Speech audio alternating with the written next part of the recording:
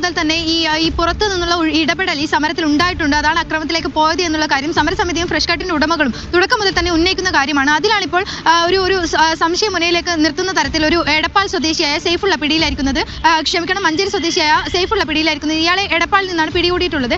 ഇത് തുടക്കം മുതൽ തന്നെ പുറത്തു നിന്നുള്ള ഇടപെടൽ ഉണ്ടായിട്ടുണ്ട് എന്ന് തുടക്കം മുതൽ തന്നെ ഉന്നയിക്കുന്ന കാര്യമാണ്. പക്ഷെ അത് ഏത് ഭാഗത്തു നിന്നാണ് ഈ പുറത്തു നിന്ന് ആളുകളെ ഇറക്കിയത് എന്നുള്ള കാര്യത്തിലാണ് ഇനി കൂടുതൽ വ്യക്തത വരേണ്ടത്. അല്ലെങ്കിൽ ഈ മഞ്ചേരി സ്വദേശിക്ക് എന്താണ് ഇതിൽ ഈ ഒരു സമരത്തിൽ ഈ ഇടപെടാനുള്ള കാരണം എന്ന കാര്യത്തിൽ പോലീസിന് കൂടുതൽ വ്യക്തത വരേണ്ടതുണ്ട്. അതിന് കൂടുതൽ ചോദ്യം ചെയ്യലിലേക്ക് പോലീസ് കടക്കേണ്ടതുണ്ട്. ഇനിയും ഇത്തരത്തിൽ പുറത്തു നിന്നുള്ള ആളുകൾ സമരത്തിൽ ഉൾപ്പെട്ടിട്ടുണ്ട് എന്നുള്ള കാര്യങ്ങൾ കൂടി കൂടുതൽ വ്യക്തത വരേണ്ടതുണ്ട്. എന്തായാലും ഇപ്പോൾ ഈ സമരസമിതി ഉന്നയിക്കുന്നത് ഇത് ഫ്രഷ് കട്ടിന്റെ ഉടമകൾ ഇറക്കിയ ആളുകളാണ്. അവർക്ക് പുറത്തും ഇത്തരത്തിൽ ഒരുപാട് പ്ലാന്റുകളുണ്ട്, അവിടെ നിന്നൊക്കെ ഇറക്കിയ ആളുകളാണ്. കാരണം കഴിഞ്ഞ ദിവസങ്ങളിലൊക്കെ തന്നെ 5 കോടിയോളം നഷ്ടമുണ്ടായി എന്ന് പറയുന്ന ഉടമകൾ 72 മണിക്കൂറിനകം പ്ലാന്റ് തുറന്ന് പ്രവർത്തിക്കുമെന്ന് പറയുന്നു. പിന്നീട് സമരസമിതി ഉന്നയിക്കുന്നത് ഇത്തരത്തിൽ ഉപയോഗശൂന്യമായ കുറച്ച് വാഹനങ്ങളാണ് അവിടെ കത്തി നശിച്ചിട്ടുള്ളത്. ഇതൊക്കെ സമരസമിതിയുടെ ആളുകൾ ചെയ്ത കാര്യങ്ങളാണെന്ന് തുടക്കം മുതൽ തന്നെ ഉന്നയിക്കുന്നുണ്ട്. അതേ നിലപാടിൽ ഉറച്ചു നിൽക്കുകയാണ് ഇപ്പോഴും സമരസമിതി. ഇത് ഫ്രഷ് കട്ടിന്റെ ഉടമകൾ തന്നെ ഇറക്കിയ ആളുകളാണ് ഇത്തരത്തിൽ ഈ ചെയ്യുന്നത്. അതിലൊരാളാണ് ഇപ്പോൾ പിടിയിലായിട്ടുള്ളത്. അതിൽ പോലീസ് സമഗ്രമായ ഇടപെടൽ നടത്തണം, അന്വേഷണം നടത്തണം തുടങ്ങിയ കാര്യങ്ങളാണ് സമരസമിതി ആവശ്യപ്പെടുന്നത്.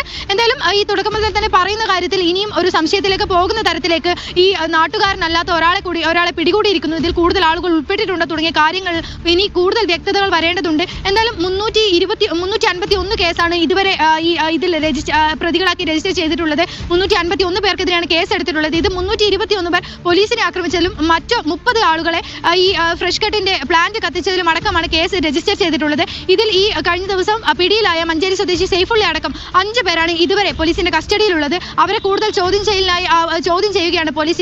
ഇതിനുശേഷം മാത്രമേ ഇവർ എന്താണ് ഈ ഒരു സമരത്തിന് പിന്നിൽ ഈ പുറത്ത് നിന്ന് വരുന്ന ആളുകൾക്ക് എന്താണ് ഉദ്ദേശം തുടങ്ങിയ കാര്യങ്ങളൊക്കെ കൂടുതൽ വ്യക്തത വരണമെങ്കിൽ പോലീസിന്റെ ചോദ്യം ചെയ്യലിലൂടെ മാത്രമേ സാധിക്കുകയുള്ളൂ.